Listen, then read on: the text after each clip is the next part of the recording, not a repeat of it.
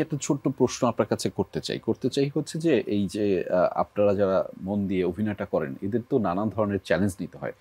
আপনি ধরেন যে মানুষ হচ্ছে থিয়েটারে কাজ করা মানুষ, যে মানুষ মঞ্চে কাজ করেছে, সেই মানুষ ধরেন যখন কবি করে একটা আলাদা ধরনের পরিচিতি পায়, সেই ইমেজটা বর্ষণের যে চরিত্রটা সেটা যেমন, আবার আপনি যখন আইটেম সঙ্গে পারফর্ম করেন সেটা তো মানে অনেক ব্যবধান থাকে।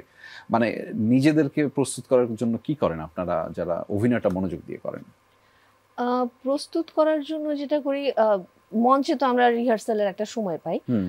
আর যেটা আমাদের মানে স্ক্রিনের জন্য কাজ করতে গেলে আমরা তো ওভাবে আলাদা করে রিহার্সালের সময় পাই না। হুম। কিন্তু নিজেরা আমি যেটা করি পার্সোনালি, আমি ঘরের মধ্যে হচ্ছে যে ক্যারেক্টারটা নিয়ে একটু স্টাডি করি, আচ্ছা। স্ক্রিপ্টটা পড়ি, হুম। ওই কস্টিউমটা নিয়ে কিভাবে হবে একটু নিজে ভিজুয়ালাইজ করি যে এই ক্যারেক্টারটা কেমন হয়, মানে একটু ডিটেইলে ভাবি আর কি, নিজেই চিন্তা করি।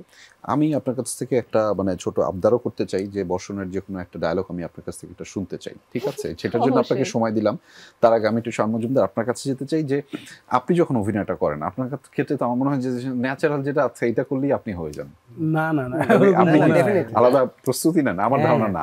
আমার প্রত্যেক সময় ভয় লাগে যে আসলে অভিনয় করার সময় ক্যারেক্টারটা নিয়ে আমি আসলে ভাবি যে আসলে এই ক্যারেক্টার কি আসলে ফান আছে কিনা। আচ্ছা। কারণ আমার যেটা হয় কি, সিরিয়াস কিছু করতে গেলে ওটা ফান হয়ে যায়।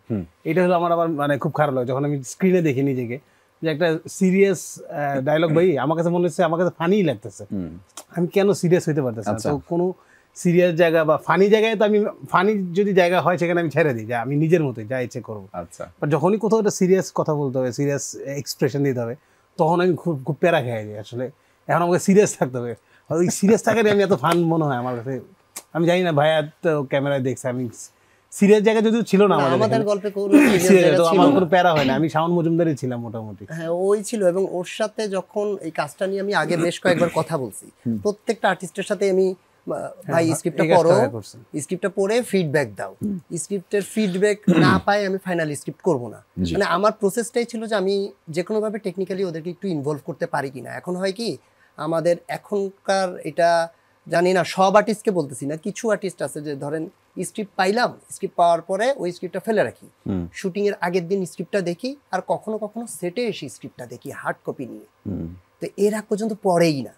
তো আমি প্রথমে ভাবলাম যে না, আমার তো ইনভলভ করতে হবে, গল্পটা এখানে টিম ওয়ার্ক। তো প্রথমেই স্ক্রিপ্টটা পাঠাই, ওখানে আমি অনেকগুলো গ্যাপ রেখে দিছি যাতে ফাইন্ডিংসগুলো তারা পায়। ওই ফাইন্ডিংসগুলো দেখে এরপরে বলছি যে এটা পড়ো, পড়ে আমাকে ফিডব্যাক দিবা, ফিডব্যাক দেওয়ার পরে আমি ফাইনাল করব।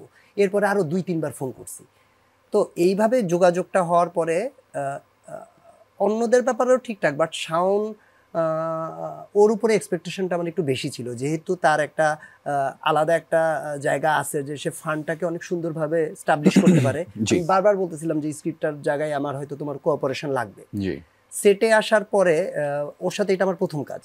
সেটে আসার পরে যেটা হয়েছে, জাস্ট শাওনকে শুরু থেকেই যতটা স্পন্টেনিয়াস দেখছি, এবং এরপরে আমি আসলে ওকে কোনো জায়গায়, শাওন বলতে পারবো, আমি কোথাও কিন্তু ওকে কোনো কারেকশন দেই নাই, যা দেখতেছি একদম ঠিকঠাক, এবং আমি ওই ন্যাচারাল অ্যাক্টিংটাই চাইছি। He is he is definitely he is